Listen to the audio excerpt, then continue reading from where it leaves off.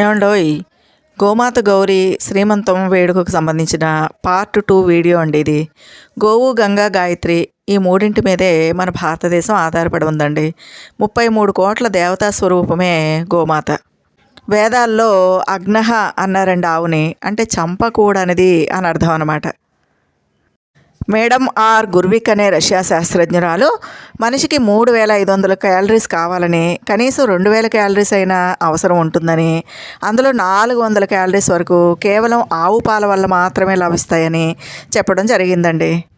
మన భారతీయ ఆవులు తన జీవితకాలంలో 4,75,600 మందికి సరిపడా పాలని ఉత్పత్తి చేస్తాయని దయానంద సరస్వతి గారు చెప్పడం జరిగిందనమాట.